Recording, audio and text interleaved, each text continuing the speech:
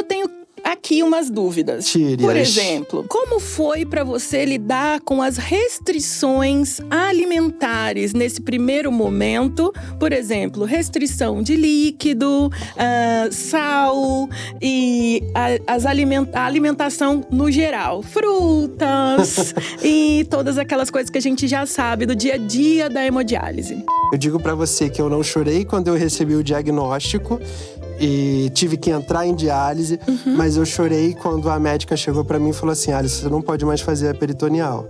Ai. Eu chorei, porque era uma liberdade, parecia um oásis no meio dessa tormenta, vamos falar assim. Essa escolha minha de querer saber muito, de querer me informar muito ali a partir daquele meu diagnóstico com 18 anos, eu acho que na verdade foi o que salvou a minha vida nessa jornada e nesse processo, Jéssica. Ei, pessoal!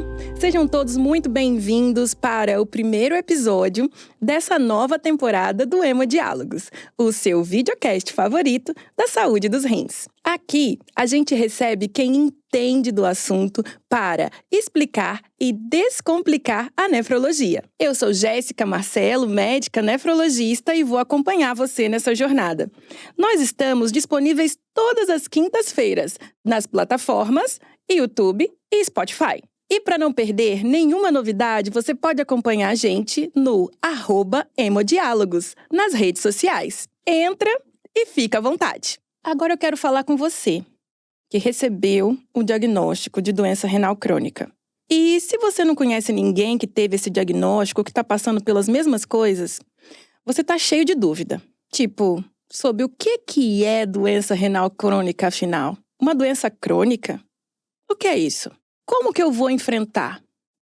Quem vai me ajudar? Quais são os possíveis tratamentos que eu vou ter acesso? Eles são oferecidos pelo SUS? Eu sei, são muitas dúvidas que vão pairar pela sua cabeça agora. E para ajudar, a gente chamou alguém que já viveu a mesma coisa que você.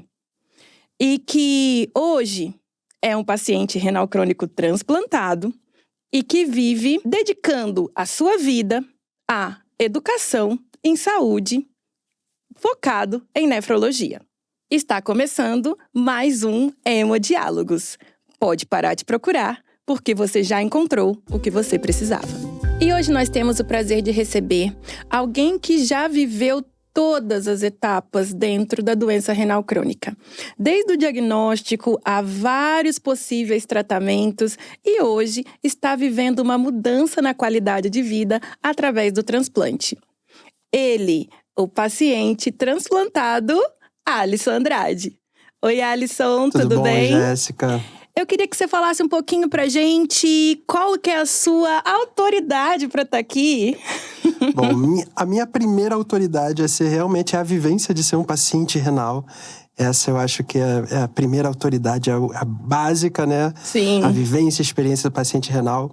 Hoje, através dessa vivência, eu sou coordenador do Comitê de Pacientes da Sociedade Brasileira de Nefrologia.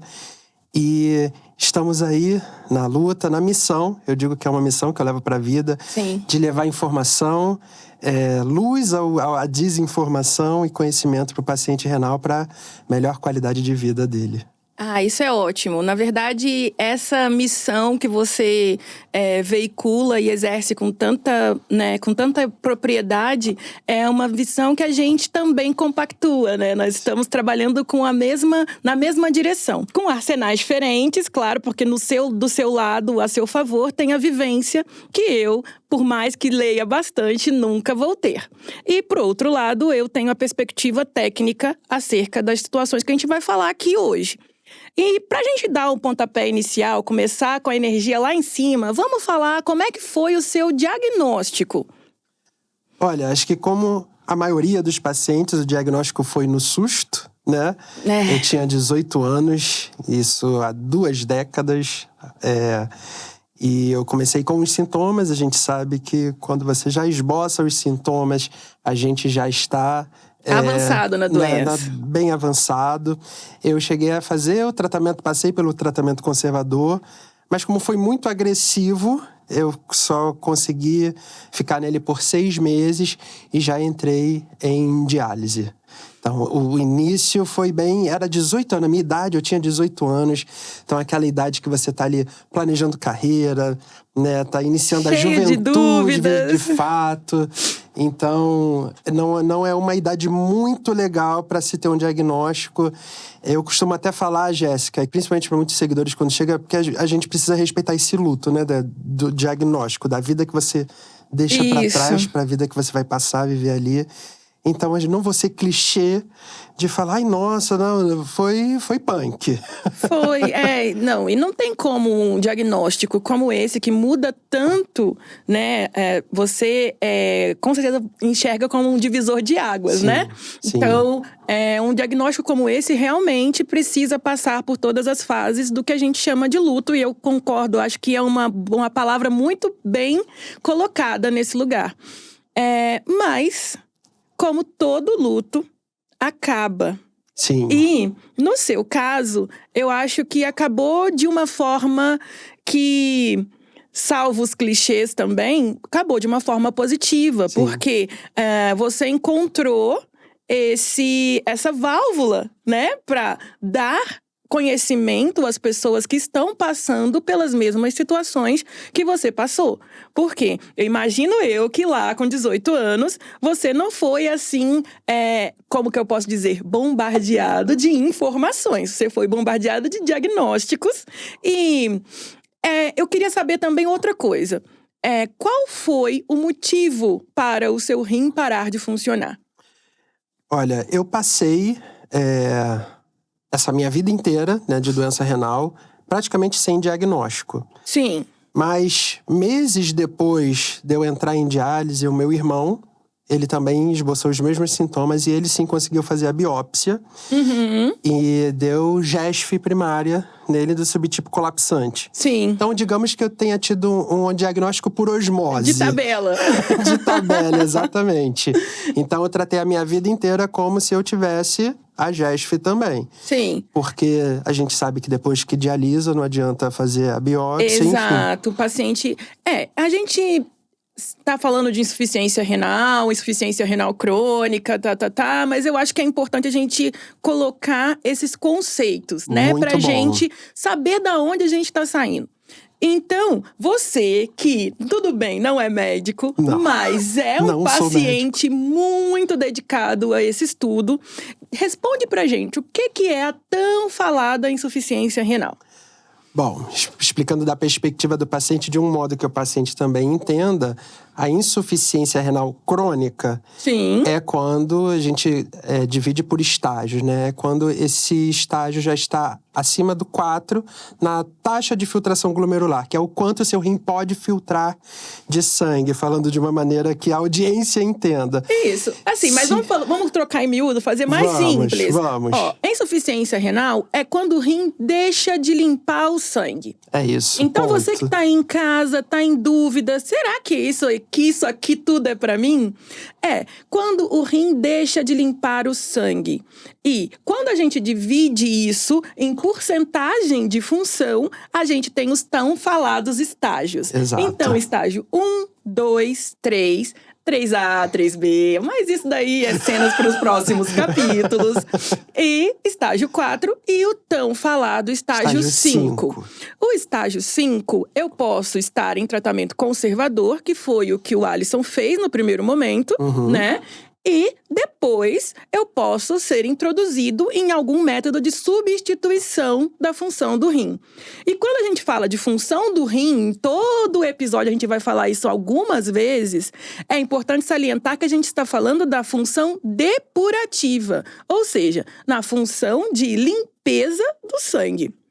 Certo? Isso, exatamente. Pra gente dar esse pontapé inicial com conceitos básicos já resolvidos. Resolvidos, exatamente. Quando a gente fala que ela é crônica, a gente diz que ela já durou mais do que 3 meses, tá? O que é muito comum, né? Então, assim, até mesmo como foi no seu caso. Sim. Chegar na emergência já com sintomas, que a gente já fala que já é o estágio 5, né? Então, chegar numa emergência já com sintomas é a tão falada também aí nas clínicas de diálise. Todo mundo já deve ter ouvido falar da tal síndrome urêmica, que pode ser um indicativo para iniciar diálise o mais precoce possível. Isso. E aí fizemos o diagnóstico que tinha uma doença renal crônica. Isso. Ainda não tínhamos muito bem definido o que era diagnóstico etiológico, mas isso daí é cenas também para outros. Ao decorrer da história a gente vai chegar lá, né? Sim. Qual foram as primeiras etapas a partir daí? Internação, né? A gente, do tratamento conservador, o tratamento conservador que não teve uma boa resposta, Sim. Foi bem agressivo. A gente passa para a escolha da terapia renal substitutiva, né? E que é uma etapa muito difícil, né? Muito. E a gente está falando de 2 décadas atrás, né? O que é sempre bom, né? Levar em consideração. A gente está falando de 2 décadas atrás, que a gente não tinha… Aliás, ninguém te apresentava uma cartilha, ninguém te dava ali, olha, você tem essas opções aqui. Era o que tinha e estava ótimo. Então, todo mundo entrava em hemodiálise, né? Ali de emergência, né? Costuma ser muito essa questão, assim, do que é a expertise do serviço. Exatamente. Ainda bem que essa estratégia tem mudado, progressivamente tem mudado, porque temos conseguido receber pacientes cada vez com um clearance melhor. Ou seja, nos dá tempo para programar uma linha de cuidado na doença renal crônica, que inclusive é benéfico até mesmo pra gente pensar acesso, né, no futuro, Exatamente. né? Tipo, pensar acesso vascular mesmo pra dialisar. É importante a gente fazer essa linha de cuidado. E é legal porque hoje a gente vê um tratamento conservador muito mais focado nisso, né? Em informar o paciente do processo que ele vai passar, do caminho que ele vai percorrer, para ele chegar enfim, terapia renal substitutiva, informado do que vai acontecer. E da escolha dele. E da escolha, exatamente. Porque há 2 décadas a gente não tinha muito escolha. Começa a a hemodiálise. Meio que ainda acontece hoje por conta do diagnóstico precoce, que a gente ainda está aí na luta de… né, dose sua creatinina. Por favor, dose sua creatinina. Porque é uma doença silenciosa, né? E quando vai esboçar sintomas, acontece como aconteceu no meu caso. Sim. Então, na maioria das vezes é assim que acontece. E aí você começou a fazer hemodiálise. Hemodiálise. Começou a fazer hemodiálise, acesso. Qual era? O meu acesso foi catéter. Catéter. E aí internei para fazer fístula, era muito ruim de acesso, foram 5 fístulas até que tivéssemos uma funcionante. Sim. E essa que funciona até hoje. Os 20 anos de doença foi a única, graças a Deus. Que bom que temos, funciona até hoje. né? Com o saudoso Dr. Hermógenes Petean. Nossa, saudoso, Petean maravilhoso! Ele mesmo que fez essa que deu certo. Ele viu que fizeram 4. Não, calma aí, deixa eu ver aqui o que tá acontecendo. Não, prepara aí ele, vamos fazer essa fístula. E a fístula que funciona até hoje. Maravilhoso, Petean, saudoso. Saudoso.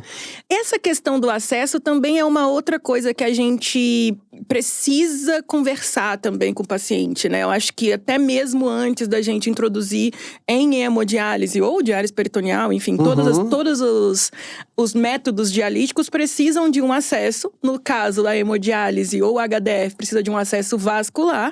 E na diálise peritoneal, precisa da passagem de um TENCOF. A gente já tem até um episódio aqui na nossa timeline que elucida bastante sobre acessos vasculares para hemodiálise, porque é um tema recorrente, né, do nosso dia a dia, de falar e conversar. Meu direct que o diga dos pacientes. Então, assim, eu não tô falando mentira aqui, gente. Eu tô trazendo verdades. Então, é muito comum, né? O paciente fala assim, eu vou ter que fazer fístula, vai ter calombo, não vai ter calombo? Qual a agulha que tem que puncionar?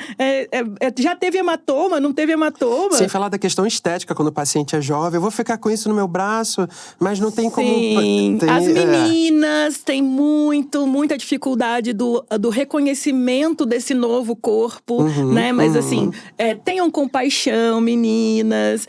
O seu corpo está enfrentando uma guerra e ele tá vencendo. E ele tá vencendo a partir da fístula. Então, cuide dela, tá bom? que é o melhor acesso, né? Com certeza. Já comprovadamente, o melhor acesso para hemodiálise, para HDF. E aí eu tenho aqui umas dúvidas. Tire-as. Por exemplo, como foi para você lidar com as restrições alimentares nesse primeiro momento? Por exemplo, restrição de líquido, sal e a alimentação no geral. Frutas e todas aquelas coisas que a gente já sabe do dia a dia da hemodiálise.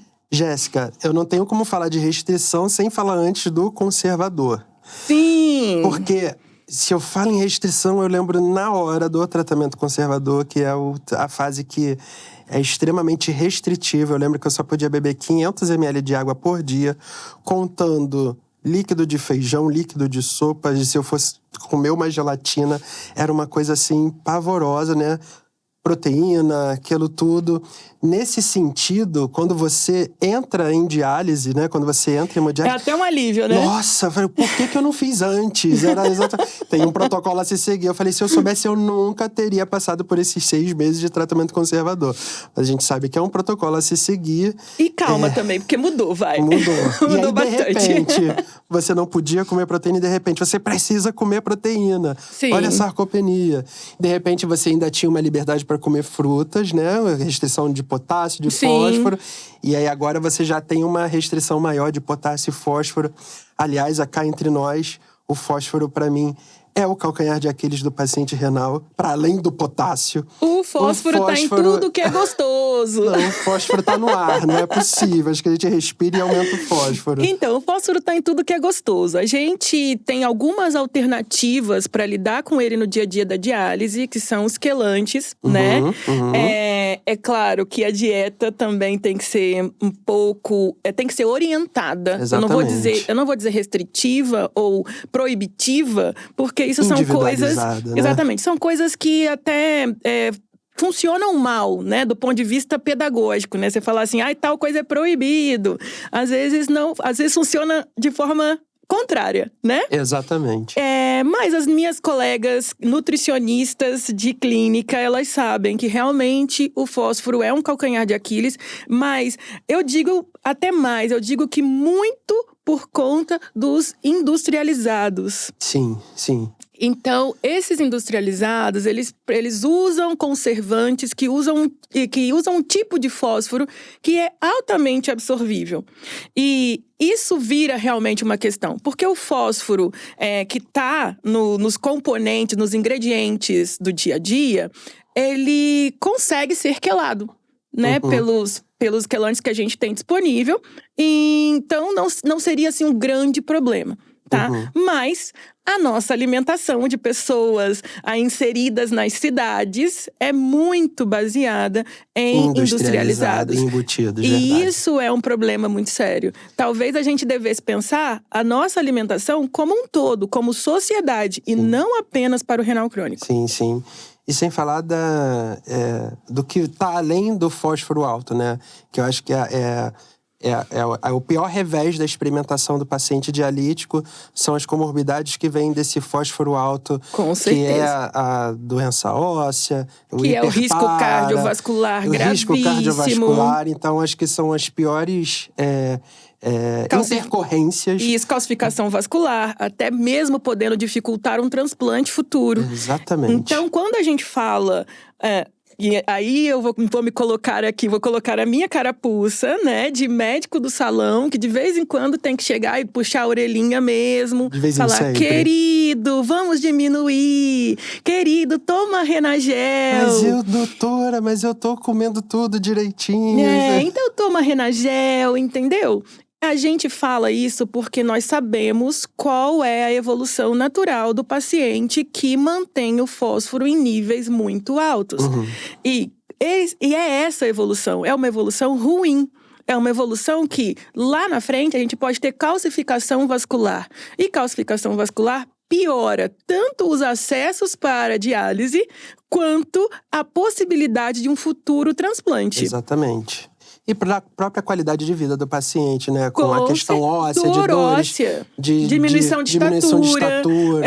Deformidades ósseas, absorção de falange distal, mudança do rosto. Se impacta na qualidade de vida do paciente, eu já fico Né? Vamos tentar mudar isso, vamos melhorar isso. E assim, tantos anos dentro do tratamento, em algum momento você começou a sair do lugar de paciente e começou a passar a ser referência. Então, Isso. os novatos que chegavam na clínica sem saber muito bem como é que era aquele trâmite, eles conheciam o Alisson. Exatamente. E aí? Essa escolha minha de querer saber muito, de querer me informar muito ali a partir daquele meu diagnóstico com 18 anos, eu acho que na verdade foi o que salvou a minha vida nessa jornada e nesse processo, Jéssica.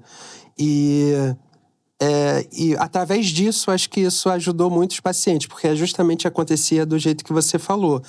O paciente via ali no Alisson uma pessoa que ele podia perguntar. Mesmo eu falando, gente, eu não sou médico, mas eu entendi o paciente nessa questão de pertencimento. É um igual a mim que tá aqui, que tem um conhecimento, exatamente. Então eu posso tirar essa dúvida com ele. Mas eu sempre falando, toque, o nefrologista tá aqui do lado.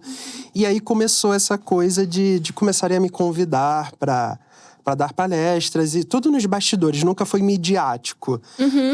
Mas tudo nos bastidores, dar palestras com relação à aderência, com relação à qualidade de vida do paciente renal, através da minha história, através dessa questão de eu ter quisto absorver tudo sobre tratamento sobre doença renal. É engraçado que eu costumo falar que eu não chorei, eu não me desesperei quando eu tive que, enfim, fazer a primeira hemodiálise. Eu digo que eu praticamente me coloquei em diálise, que eu lembro que eu recebi o exame e eu vi, assim, algumas coisas bem astronômicas. Eu liguei… Oi, doutora, tudo bem? Foi exatamente isso, tarde da noite. Oi, doutora, tudo bem? Eu acho que eu preciso dialisar.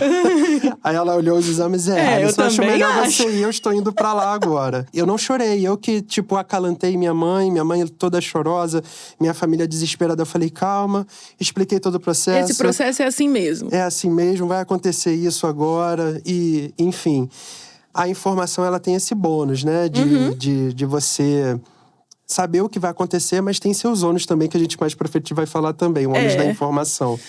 Eu acho que a educação já existe na sua vida há muito tempo, Muito né? tempo. Então, assim, o fato de ser hoje a educação em saúde renal, é só um viés daquilo que você já vinha exercendo na sua vida. Exatamente. Né? Porque qual que é a sua função, então, no fim das contas? Eu sou professor de formação, sou professor de língua portuguesa, língua inglesa e respectivas literaturas, para não elencar todas elas adoro. aqui. Assim, para os que me conhecem de bastidores, sabe que a minha casa é quase um sebo. Sério mesmo? Ai, que bom, eu amo.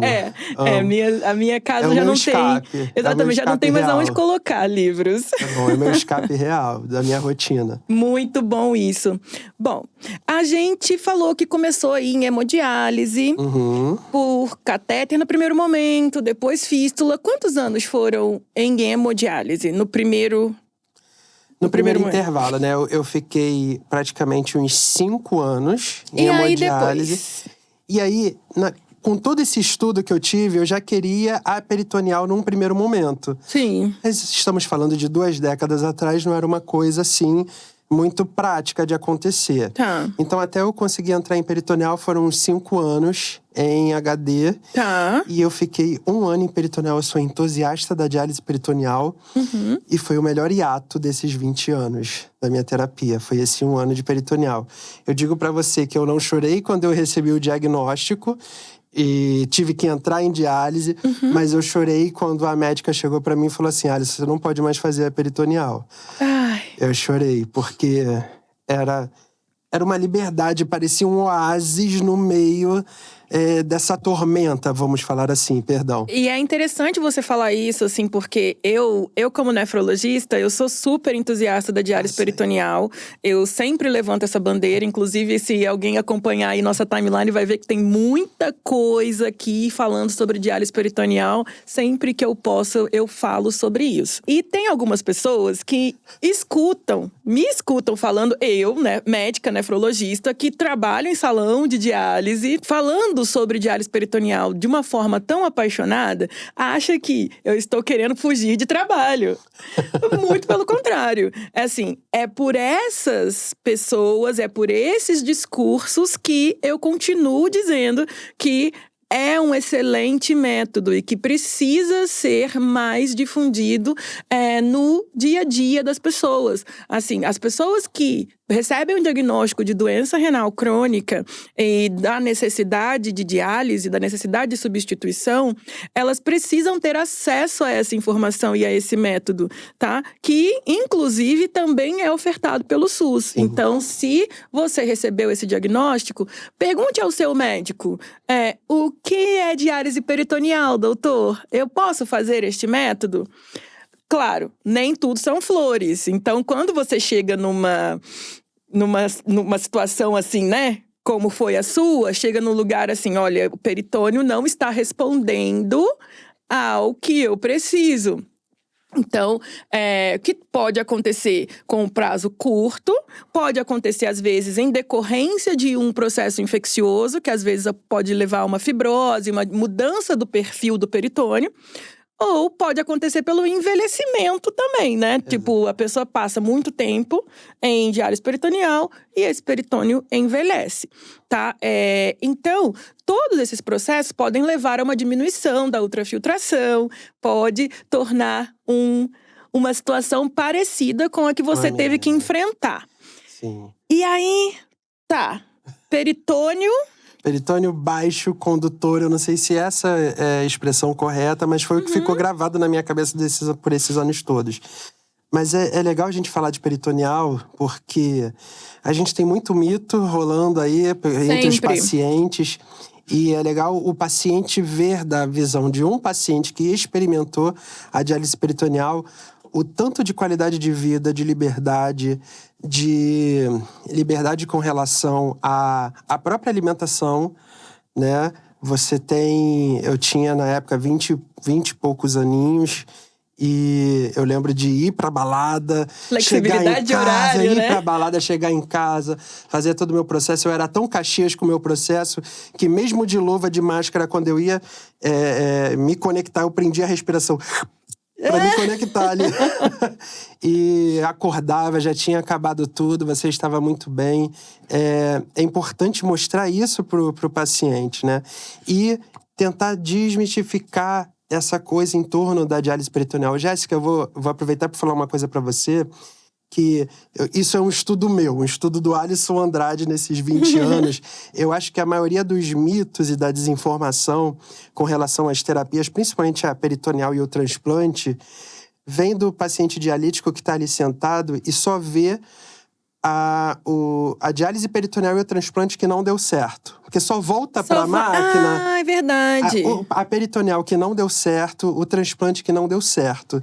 Então, Nossa, Alisson, eu faço até um chamado aqui. Você, paciente, que entrou em peritoneal, que está em peritoneal e tá tudo bem, volta na clínica, né? Dá um abraço lá nos colegas, nos parceiros. E conversa, né? E traz essa experiência, que é uma experiência exitosa, também pro dia a dia da diálise. Porque isso é verdade. O paciente do salão, ele só tem contato com aquele que não funcionou. Não deu certo. Ou seja, ele tem um viés de amostragem, como a gente diz no ponto de vista científico. Sim, sim. Então, assim, ele vai criar, obviamente, a certeza de que esse método não é o melhor. Não é o bom. E aí fica aquela conversa de recepção e viu o que aconteceu com o paciente, voltou. Não deu, viu que foi chamado para o transplante, tá aqui de novo, não tá deu internado. Certo. Então, paciente que transplantou, que tem êxito na diálise peritoneal, volte na clínica, né? Recepção também é um lugar complicado, né? Recepção de clínica. Você que trabalha no salão, eu também costumo dizer que é o melhor e o pior lugar para se estar. É. Por que é o pior lugar? Porque é onde circula os mitos, a desinformação sobre tudo e qualquer coisa. E o melhor é que se você for um paciente que tem um pouquinho de informação, puder trazer luz ali, aquela galera ali, ou orientar de toque-toque, o nefrologista tá ali do lado, entendeu? Então esse pode ser o melhor lugar. Ou também, se você é um paciente que tá no dia a dia do salão e tá assistindo a gente, também pode levar para os seus colegas de sala que existe esse canal aqui para que ele possa, inclusive, mandar as suas dúvidas, mandar suas queixas, falar assim, olha, eu não estou entendendo muito bem isso aqui, como é que funciona? E a gente pode e vai te responder no nosso dia a dia aqui. Perfeito, @hemodiálogos. Opa! Nas redes sociais. Ótimo. Então, a gente já passou por hemodiálise, passamos por diálise peritoneal, a gente tá roteirizando essa história. E agora a gente vai falar sobre ela, a HDF. Me conta. Sonhada.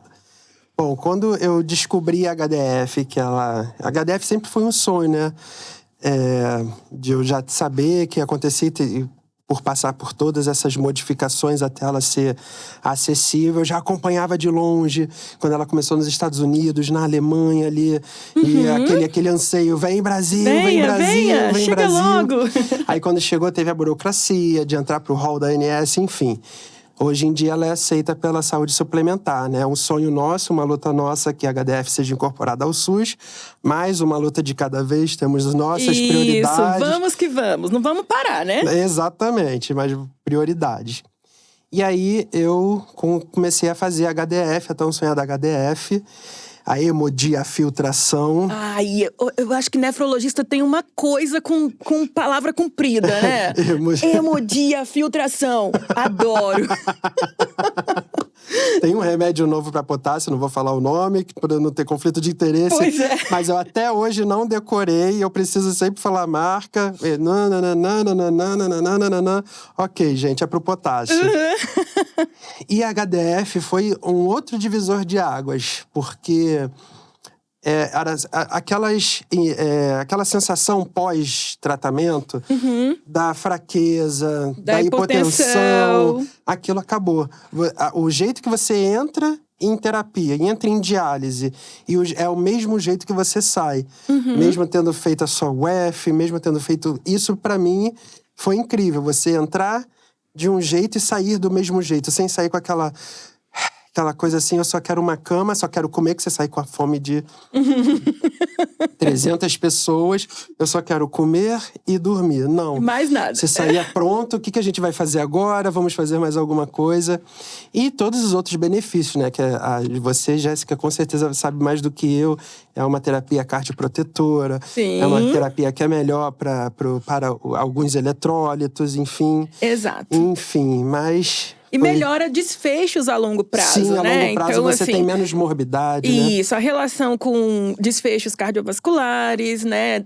A relação realmente com o ajuste eletrolítico. Mas acho que esse seu depoimento mostra uma das coisas mais importantes acerca da HDF. Que é justamente como a pessoa se sente no pós-tratamento. Nossa. É uma letra só, né? F. Mas muda muita coisa. Porque, além do sistema de diálise, de limpeza do sangue convencional, que a gente faz por diferença de concentração de soluto, dentro daqueles capilarizinhos que tem igual um filtrozinho assim, de café, sabe? Exatamente. Então, além disso, a gente tem um poder chamado diarrástio, também conhecido como convecção, em que a gente utiliza líquido para empurrar os solutos pequenos. E aí, nessa jogada, vai alguns solutos pró-inflamatórios, vai também a ureia danadinha, vai aqueles eletrólitos pequenininhos que ficam passando de um lado para o outro, o que pode mudar muito como a pessoa se sente. Exato. Até porque uma das coisas que causa aquele mal-estar todo do final da diálise são as alterações hemodinâmicas ao longo da diálise. Ou seja, diminui a quantidade de sangue dentro do vaso. Com HDF isso não acontece. Não acontece, Por isso porque que a gente você fala usa que é volume. online. As pessoas acham que é online porque tá conectado à internet, não. Aí eu tento explicar, mas você tá explicando maravilhosamente de um jeito que acho que eu vou gravar, vou fazer um recorte depois pra colocar. Pronto! De explicar que aquela água tá sendo reposta Automaticamente. Então, não tem esse desequilíbrio hemodinâmico. Então, o corpo não sente aquele 1 litro que você tá perdendo, às vezes, em 1 hora. Mas você não tá sente. repondo o líquido ali Exatamente. com o líquido de reposição, que é o que vai também ajudar na limpeza. Além dele repor, ele ainda ajuda na limpeza. Então, é um método bem diferente, né? O paciente não… Assim, por um paciente que estava voltando, né, depois da diálise peritoneal, talvez tenha sido uma coisa… Foi. Nossa, Foi o mais não perto que eu cheguei da peritoneal até então, da não sensação. era isso que eu lembrava da hemodiálise. Não, definitivamente não. Não era, Jéssica. Mas aí, o Alisson foi contemplado… Sim. Com transplante. Mas essa história do transplante é uma história longa, né? Bem longa. Acho que vamos fazer uma temporada inteira pra falar até o meu transplante. Que todo mundo pergunta, são mais 20 anos esperando o rim. Não, gente, foram várias idas e vindas de entrar em um centro transplantador e também de você viver apesar da doença renal, né? Da doença renal ser um porém. Então, eu trabalhei, eu graduei, pós-graduei e acabei lá no início não dando tanta importância ao transplante renal. Aí vem o ônus do conhecimento, né? O conhecimento é muito bom, mas às vezes a ignorância pode ser uma bênção. Então, na minha cabeça, eu tinha que viver plenamente apesar da doença renal.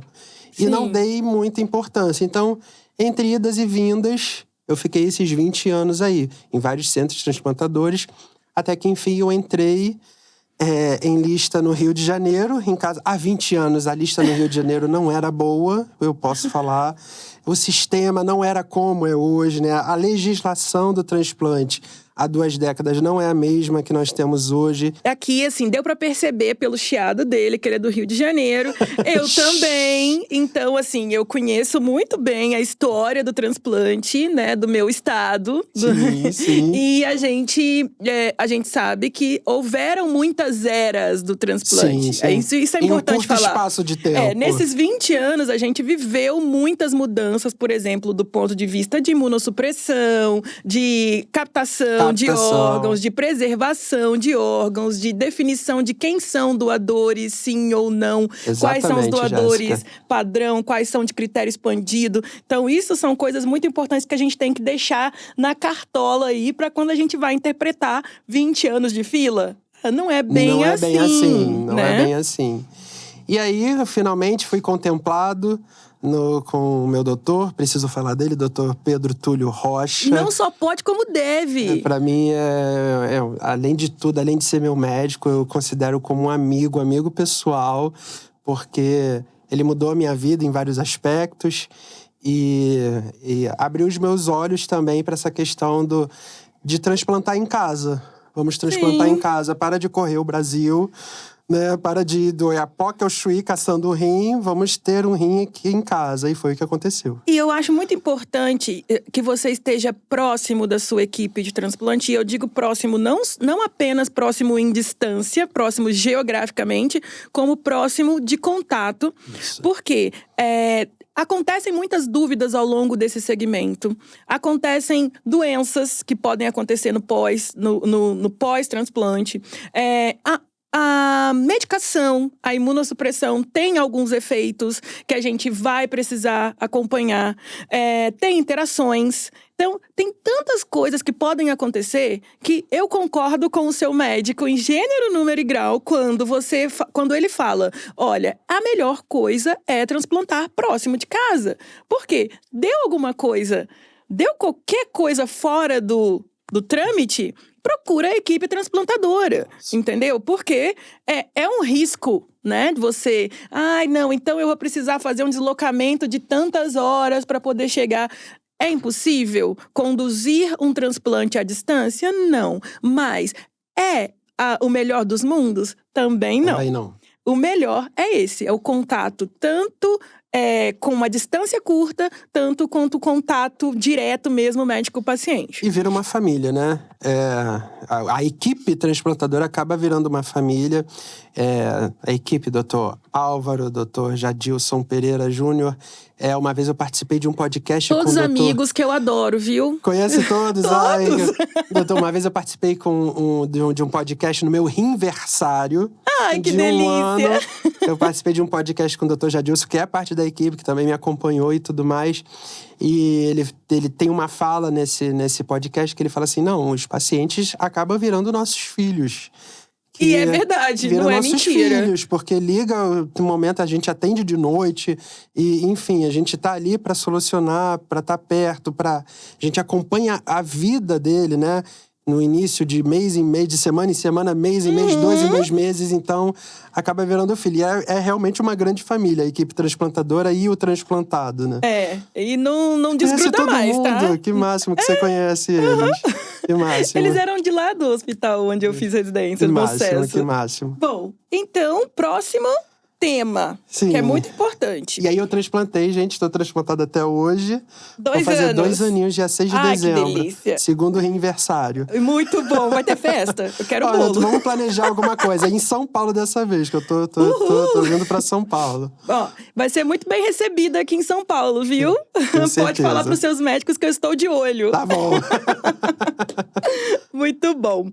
Ok, então, tá. Vou fazer mais uma pergunta acerca do transplante que eu acho que vale, hein? Vale, vamos lá. Doador de critério expandido? Sim, doador de critério expandido.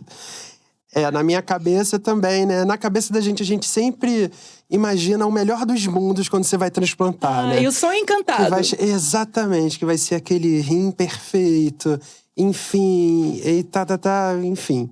E chegou um rim de critério expandido, o doutor Pedro Tulin conversa comigo, ele chegou até a falar, Alisson, vamos esperar outro, né? O que é um rim de critério expandido? A gente precisa explicar também. Muito bem. Um rim de critério expandido é aquele rim que seria um rim um pouquinho mais...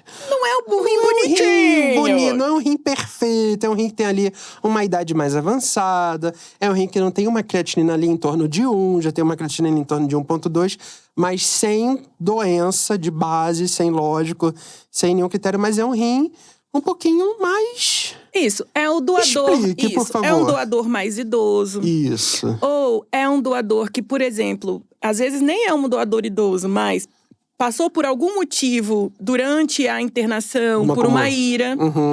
É um doador que tenha alguma comorbidade de doenças cardiovasculares. Por exemplo, hipertensão, entendeu? Ou que tenha… Às vezes não tenha hipertensão documentado, mas que por acaso tenha falecido por um AVE hemorrágico, por exemplo. Isso mesmo. Que demonstra que ele tem doença cardiovascular, ainda que não tenha sido ao longo da vida demonstrado, diagnosticado. Então, esse paciente a gente chama de doador de critério expandido, que é o mais idoso, ou que teve um aumento da creatinina, principalmente um aumento rápido ali no momento da internação, ou que ele tenha alguma doença cardiovascular documentada. No meu caso, que eu sei, acho que era um doador de 59 anos, que nos protocolos já é considerado ali de critério expandido. E a creatinina não era 1, acho que estava 1,3 ou 1,4, alguma coisa assim. Porque… dependendo da equipe transplantadora, eles têm os critérios. Vamos receber o rim que tem a creatinina só tanto. Cada centro recebe E também é muito importante ressaltar, ainda mais que nós estamos no momento de falar sobre incentivo à doação de órgãos, que…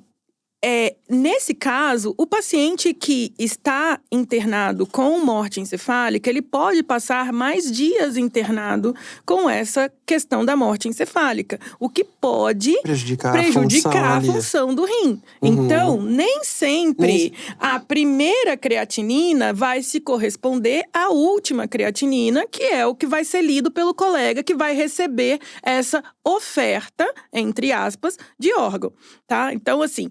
Como que acontece esse sistema, né? Muito bom falar. A equipe transplantadora, ela vai receber uma ligação da OPO, da unidade que procura órgãos, que vai conversar com a família, vai passar por esse momento aí. E quando autorizada a doação, essa unidade, essa equipe transplantadora vai ser acionada. E vamos passar todos os dados da história clínica. Então, avaliar se esse paciente já fez sorologias, já fez toda essa investigação, e aí a equipe aceita. Só que essa última creatinina pode ser um pouco pior do que a primeira, a creatinina da chegada. Então, isso não é incomum, inclusive. Imagino que não. Então, não é incomum também ter transplante de doador de critério expandido. E aí rolou aquela conversa, vamos, não vamos, vamos fazer, não vamos fazer, o que acha? Doutor Pedro ali, um pouco arredio, esperando um rinzinho ali, talvez de uns 18 aninhos, alguma coisa assim. Aí eu falei assim, poxa, eu já tô esperando tanto tempo, apareceu, me chamou, eu tô com um feeling bom, com uma vibe boa. Eu falei, não, vamos. É uma realidade na Europa, como você falou, né? O rim de critério expandido. E falei, não, vamos transplantar. Eu transplantei, passamos por uma rejeição gravíssima de início. O que pode acontecer, né? Mas estamos aqui. Firmes e fortes. Creatinina 1,4. Não gosto nunca de falar creatinina, mas como a gente falou de critério expandido, pode ser uma dúvida. Nossa, quanto será que tá a creatinina dele hoje? Segue 1,4, mas, gente, creatinina em transplantado não é padrão de saber se o transplante tá exitoso. Você vê, às vezes, minha creatinina tá 1.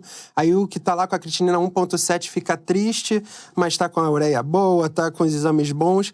Creatinina pós-transplantado, quem sabe é a sua equipe transplantadora. É o seu médico. Pronto. Então, assim, ficou em dúvida, meu transplante tá bom, meu transplante tá funcionando? É isso mesmo? Procura seu médico. Exatamente. Pergunta pra ele. Por quê? Às vezes esse cara de 1,7 já teve com 3 e agora o 1,7 tá maravilhoso. Exatamente. Né? Enquanto que o outro que tava com 0,7 tá com 1. Então, tenha cuidado, não interprete o valor absoluto de creatinina como sendo a verdade absoluta. Principalmente o pós-transplantado. Exatamente. Tá? Então. Aí a gente sai do lugar de um monte de restrição e começa a falar, tipo, você tem que tomar água. Tem que beber água. Olha, isso foi um ponto. A gente sempre anseia com esse momento, né? Não, que quando transplantar eu vou beber 2 litros d'água até você entender. Que não é querer, tem que. Que você precisa beber água e você de novo outra ruptura, né? Que você não podia beber água e que agora precisa beber água. Essa é uma fase, é todo como é que eu vou falar? É outra jornada até você se readaptar a essa questão de beber água conforme você sente sede, sem essa… E é uma coisa que acontece até com, até hoje eu tenho muito problema com fruta. Que na minha cabeça, o potássio, os médicos, você pode comer a fruta. Mas imagina 20 anos, Jéssica. Até hoje você fica um pouco assim, isso aqui é rico em fósforo. Aí eu aproveito e falo assim, mas é industrializado não vai fazer bom de jeito nenhum. Então, exatamente, então não coma. Agora, uma coisa que o Pedro me falou, o doutor Pedro me falou, que eu não acreditei, era que, olha, toma cuidado que você pode engordar. Imagina, engordar. Olha, toma cuidado. E olha, é uma realidade transplantada. Então, faça dieta, faça exercício físico, porque engorda com força. Ok. E mesmo fazendo dieta, mesmo fazendo exercício físico, vai ter ganho de massa. Vai. E, assim, em certo ponto, a gente não deve ficar tão… estagnado no peso da balança. A gente tem que ter uma qualidade de vida. Sim. Ter uma vida saudável. Então, hábitos de vida que representem uma vida saudável. A atividade física, muita atividade física. Bastante. E hidratação e dieta diversificada e colorida. Sim. Tá? Isso inclui frutas, tá, gente? Pode comer fruta. Agora, você também passa a ter outros cuidados que você não tinha antes quando dialisava. E esse é um tipo de cuidado que eu agora tô passando a levar pra vida. Que não precisava mais, que é muito mais recorrente no início ali do transplante, nos primeiros meses. Tipo, não vai comer coisa muito manipulada. Tomar cuidado ali, se for num restaurante que seja buffet, que tá todo mundo ali, toda hora tá ali há muito tempo. Comida de procedência que você não sabe, cru, comida japonesa… Então, isso é muito real nos primeiros meses, né? Mas eu levo pra vida, Jéssica. Eu não arrisco, não. Olha só, como dizem, melhor pecar pelo excesso do que pela falta. Mas que realmente faz diferença é nos primeiros meses de transplante, principalmente por conta da quantidade de imunossupressão, que naquele momento é muito maior, tá? Então ainda tem o efeito cumulativo da timoglobulina que foi feita no hospital. No seu caso, ainda teve a rejeição no primeiro momento. Ou seja, a dose acumulada de timo nesse primeiro momento foi bem alta. Foi. Então, nesses primeiros momentos ali, a gente está realmente sobre bastante risco. Ao longo do tempo, a gente vai percebendo, porque a depender de qual medicação imunossupressora que usa, o intestino também fica assim, pouco friável, vamos dizer assim, né? Eu, graças a Deus, eu passei bem por isso. Mas eu tenho relatos de amigos que falam, meu Deus… Isso, que às vezes tem colegas que precisam realmente conversar com a equipe transplantadora e até mesmo substituir as medicações. Sim. Mas é importante que a adequação para uma vida o mais próxima possível do normal aconteça. Mas ela precisa ser comunicada à sua equipe. E acontece naturalmente. Por mais que você percebe que vai acontecendo naturalmente. Você vai criando adaptações, Isso aí. Assim como você cria nas outras terapias, né? Na própria diálise, enfim. Vai acontecendo naturalmente. Ai, gente, eu não acredito que a gente chegou nesse momento. Não pode. Tem uma parte 2. Ai, vai ter que não ter, é possível. né? Gente, se vocês quiserem parte 2, por favor, hein? Comenta aqui que eu quero esse menino de volta. Eu quero falar com… Nossa, muito mais coisa tem pra falar. Tanta coisa que eu quero falar com ele. Bom… Posso fazer só mais uma pergunta pra gente? Pode fazer quantas você quiser. Eu até quero, né? Você sabe, Vamos dobrar o tempo. Bem tagarela. Bom, eu acho que uma das coisas que a gente não pode deixar de falar antes da gente terminar o nosso episódio é risco de recidiva da doença, sendo você um paciente com uma GNC/GESF. O risco existe. Aí a gente volta de novo lá pro conhecimento, né?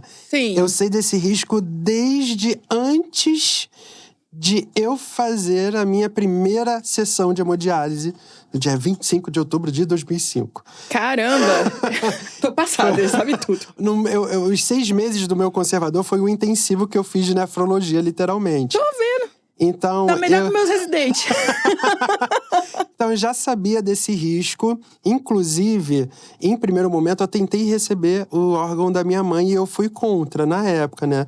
E aí foi quando a gente começou a suspeitar realmente de uma patologia familiar. Que a minha mãe já mostrou alguma coisa ali quando ela fez os exames. Lá na UERJ, no Pedro Ernesto. Já mostrou ali alguma coisa, mas eu já sabia dessa questão. Quando o meu irmão… meses depois, fez a biópsia dele confirmou essa suspeita, né? De ser uma GESF primária, do subtipo colapsante. Eu já sabia disso. E passei a estudar e a me perguntar também sobre isso. O transplante é possível, sim, mas é um olhar mais atento no pós-transplante. Isso, entendeu? E preferencialmente com doadores. Não pode ser doador vivo, menos ainda da família. Né? Menos ainda da família. O primo quer doar, a mãe quer doar, o pai… Não, nenhum centro transplantador não vai nem deixar. Então não adianta. Então, a gente vai ter essa conversa, a gente vai conversar bastante. Mas preferencialmente doador falecido. Pra gente minimizar essas chances. E o pós-transplante é um pós-transplante com um olhar mais atento, né? Atento principalmente com relação para à proteinúria. Nossa, agora foi assim, foi combinado. Foi sinérgico isso, hein? Com relação à proteinúria. E aí o doutor Pedro Tulli, a equipe me aguenta, porque mesmo não precisando, eu faço o exame mensalmente, tenho qualquer alteração… Meu Deus, vamos começar agora, vamos começar já. A gente tá vivendo a evolução da nefrologia a olhos nus, que há 20 anos você não tinha esse arsenal que a gente tem hoje. Exatamente, nós temos muitos antiproteinúricos então, agora, vamos, o que eu posso fazer? Vamos. Alisson, tá tudo bem, é só uma leve alteração. Ainda não precisa. Posso tomar o própolis? Estudo da USP, vou tomar o própolis na dose do estudo. Acetilcisteína, eu vi um estudo aqui, vamos… Calma. Mas, então, é uma coisa… Mas é bom de se falar, principalmente pra quem tem… Não é o fim do mundo, acontece, eu sou prova viva de que o transplante pode ser exitoso, mesmo sendo fora da curva, ainda tendo passado por uma rejeição grave, eis-me aqui, Sim. amém. Amém. Mas sempre com um olhar atento com relação à recidiva, né? É um assunto delicado, é. Mas é importante de ser falado porque para o paciente entrar de cabeça nesse tratamento, sabendo de todos os riscos associados. Isso. Né? E sabendo de todos os riscos, a gente fica mais criterioso, Exatamente. A gente fica com olhos atentos, olhos de ver, né? Exatamente. Ai, gente! Mais coisas pra falar. Foi tão gostoso te Foi receber mesmo. aqui. Muito obrigado pelo convite. De verdade, eu adorei. Já tô querendo parte 2, hein, gente? Por favor, não esqueçam de comentar aqui embaixo que eu quero parte 2. Tem tanta coisa, de onde vem a GESF, exame genético e tal. Esse nome, né? Peritoneal, tem bastante coisa. A gente ainda tem que falar sobre GESF, viu? Precisamos, porque pode não parecer, mas é super comum. É. Super comum. Ok, então eu queria falar que foi um prazer gigante te receber aqui. E se você tiver considerações gerais, considerações finais para esse episódio, eu fico… As nossas câmeras estão ao seu dispor. Bom, primeiramente eu que agradeço o convite, o prazer foi todo meu. Obrigado pelo espaço, todo o espaço que tem da gente conseguir levar informação para o paciente, né? Levar informação segura, confiável para o paciente é sempre muito bom. E agradecer a produção, a todos pela acolhida. E a mensagem que eu deixo é praticamente uma que eu deixo sempre em qualquer evento que eu vou, que a doença renal é só um porém. Ela não é um fim, é uma vírgula, né? Isso. Há de se respeitar o luto, como nós falamos, mas ela é só o porém. Que vai definir, tô até ficando um pouco emocionado, que vai definir a qualidade de vida do paciente, o que ele vai ser para ele mesmo e para o mundo a partir daquele momento, é como ele vai escolher lidar com aquilo. Então, escolha sempre o melhor para você mesmo e para o mundo, porque tem como viver bem, com qualidade de vida, apesar da doença renal. Tô um pouco emocionado. Ai, gente, amei. Amei. Também amei, muito obrigado. Ai. E eu também quero agradecer a você que esteve com a gente até aqui e curtiu muito esse tema, porque teve tema, né? Bastante. E te espero aqui na próxima quinta-feira, Spotify e YouTube. E se você ficou com alguma dúvida, algum questionamento, quer propor algum tema, é só seguir a gente no @hemodiálogos nas redes sociais. Te espero na próxima semana, quinta-feira, não esquece, hein? Tchau!